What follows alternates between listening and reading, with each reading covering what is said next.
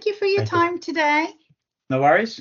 Thank you for speaking to me and going through the interview with me. I just had a few questions regarding a little bit about yourself, a little bit about your business. Is that okay? Yeah, sure. Yeah, brilliant. Okay. Just to start off with, could you just give me a bit of a background to yourself and what made you come into financial services? Oh, wow. Okay. So, fell into financial services. There's not many people that you hear about when they go, I plan to grow up and become a financial services advisor. But I started off my career in car insurance. All right. Okay. And that was just whilst working at college. And then Yes. I found a job at AXA, Right. Okay. which Yeah. was pretty close. So AXA in Tunbridge Wells. So I worked at AXA for around 9 years, and then was approached by a brokerage when I worked there. So I worked in all the different departments, did individual, international, then went into SME. Right. And then was approached by a broker at that time and sort of took a bit of a leap of faith over to that brokerage. Right. And then spent 14 years with that company up until last December. Yeah. So I've just gone a year self-employed for the first time in my life after having 2 major jobs in my life and then went self-employed. So really focused on medical insurance. That's been my career. So health and well-being, obviously backed up by the medical insurance. So got quite a bit of experience in the medical insurance field. And then sort of got to a different stage in my career with my old employer. There were lots of changes and sort of come to that self-realization that I needed to make a change for myself. So took the leap of faith. I looked at lots of different networks and brokerages and looked around at the time to sort of see what was out there and got introduced to you guys or this network. And went from there. Oh, brilliant. Okay. So how long was the dream for to go self-employed? I think I've always had that, like I say, dream, but I think I've always hoped to go self-employed and sort of own my own business and run my own business. That's always the downside of being employed, is that it sort of keeps you away from doing that because it's a scary transition. But I've always had that bit of a dream, and I've always worked in the past like I was self-employed anyway. So the transition's been pretty straightforward. That's fine. And what prompted you to take the step and actually get down and do it? A few things really. So I've been at the company, or my old company, for a long time. So as I say, I was coming up to 14 years. There've been lots of changes going on within that business. It was quite a fast moving in terms of change. I think also coming out the back of COVID, it sort of did make a lot of people, including me, sort of sit back and go, okay, well, what do I want to do?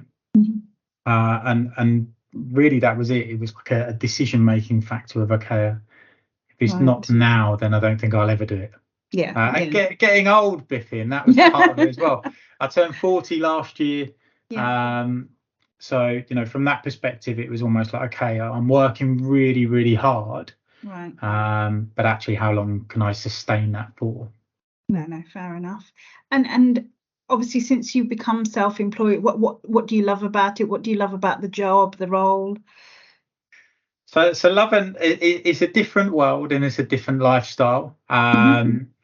So it's been a bit of an interesting process of transitioning from employed to self-employed.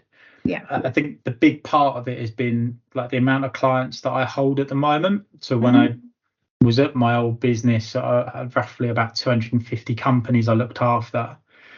So that consistent like hamster wheel of emails and consistent calls and renewals. So that's changed a lot in terms of my work-life balance has changed a lot. I think also having just me, I report to myself, and if I don't do something right, then it's I'm my own worst critic. Yeah. And actually just getting back that freedom and control of what I'm doing and where I'm going, it has been probably the taking back control has been the nicest part to it. Okay, brilliant. What do you love about private medical insurance? What's made you want to continue your career path with private medical insurance?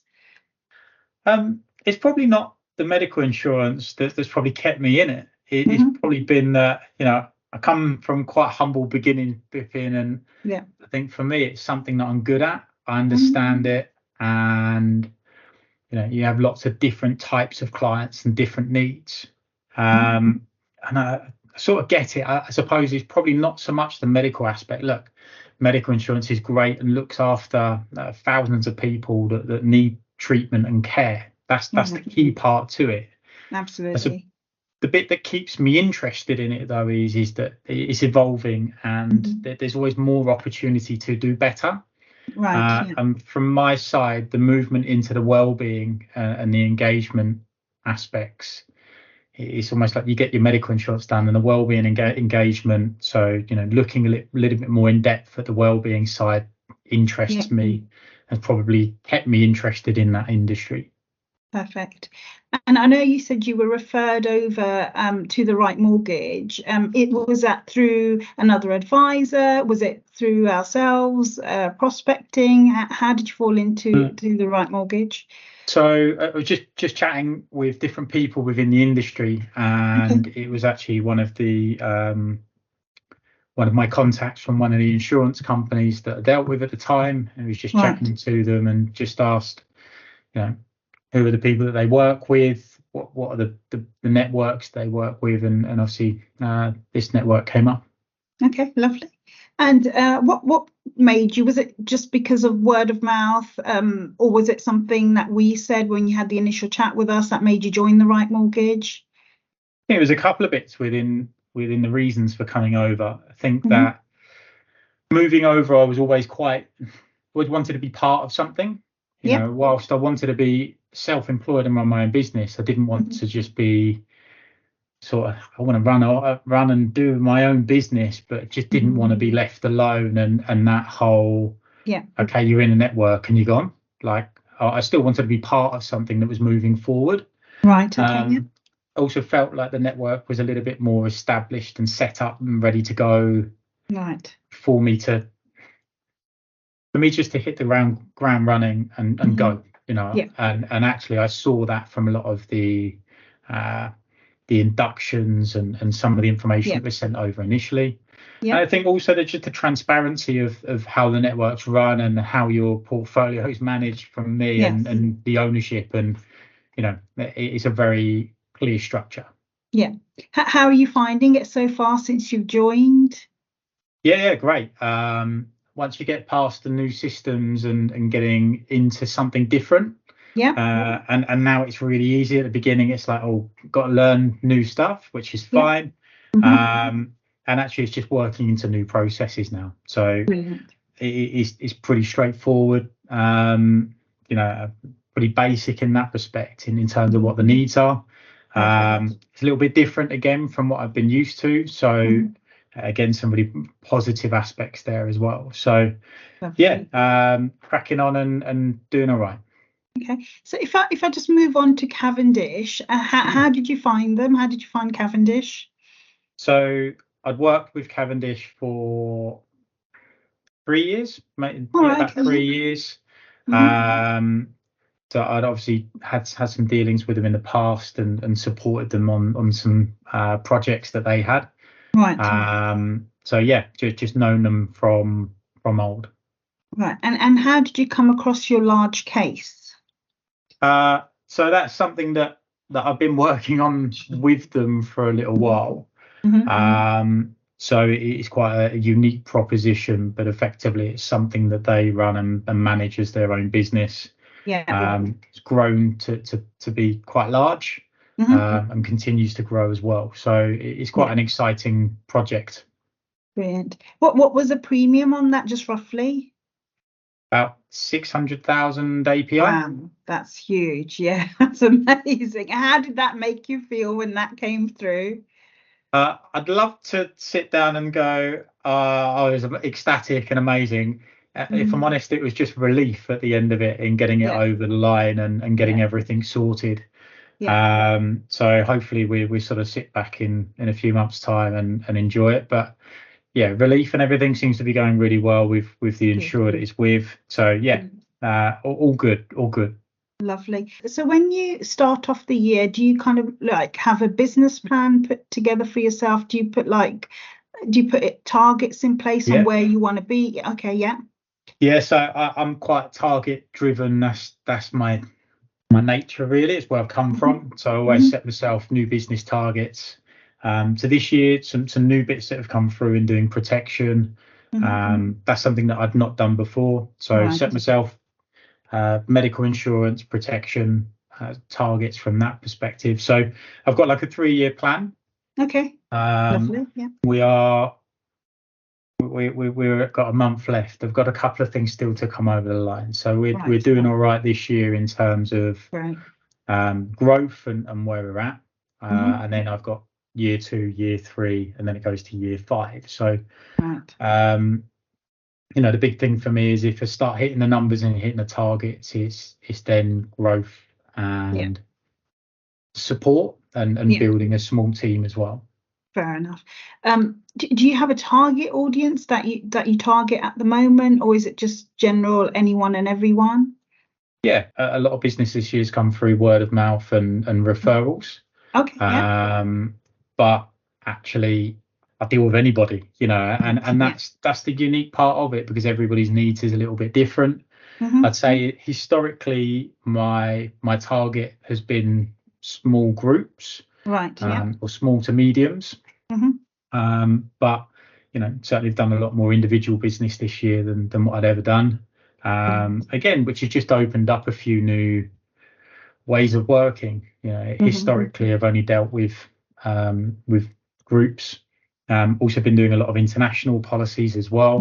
So I'm quite heavily involved in international, which is quite interesting. It's just something a bit different. So I do anything. So what are your future plans for the business? Are you looking to take on any more advisors, admin staff to really grow the business? So I think I'm looking at Q2 next year really for maybe a bit of admin support to come in. And then I think it will be a case of then trying to expand and bring somebody else in that maybe has a few more expertise than me. So maybe somebody that specializes more in individual, or somebody that specializes in protection, that I can almost go, okay, well, look, we're going to work together, but you do this and go off and do it. I just, I know from past that what I don't want to do is get to a point where I've got 250 clients again and it's just me, because that's potentially why I left, or part of the reason why I left is that I can't do it all. Okay, no, that's fine. And if you were to give anyone advice about maybe joining the network or going down the self-employed path themselves, if they've been in an employed role for so many years themselves, what advice would you give? Everybody's in a different situation and different circumstances. I mean, the change will be one of those changes where you're in control of your destiny. So if it works, it's down to you. If it doesn't work, it's down to you. So, if you're confident enough that actually you can go out and do it, which I'm pretty sure most people can, it's just taking that leap of faith. I think the biggest part and the biggest concern for me is I've got a family. So I've got a wife, 2 children.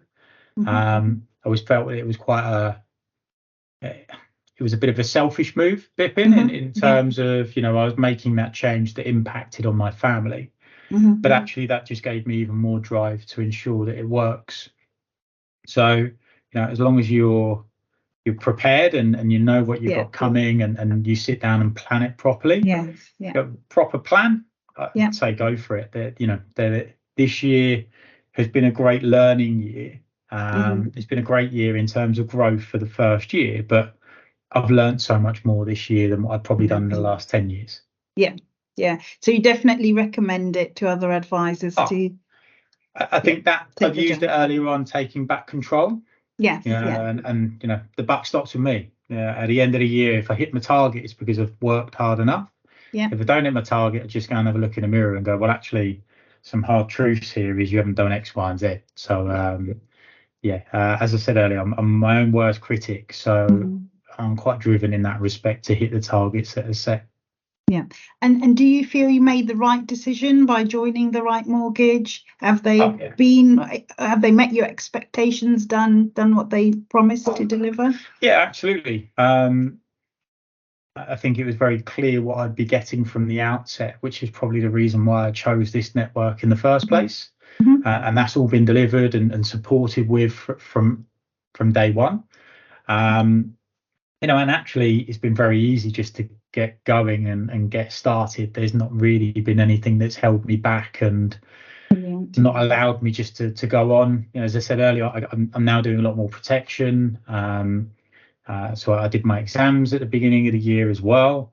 So I did my GR1, and all of that's been set in terms of a plan in getting me authorised, and that's been supported by the network as well. Brilliant. Thank you for your time, Martin. Really appreciate it. I can see there's no stopping you. You're very focused. You know what you want, and I'm pretty sure that you will definitely achieve it. So thank you for your time. Thank you. And hopefully we'll get to speak to you soon. Thank you. Thanks, Bipin. Thank you. Bye.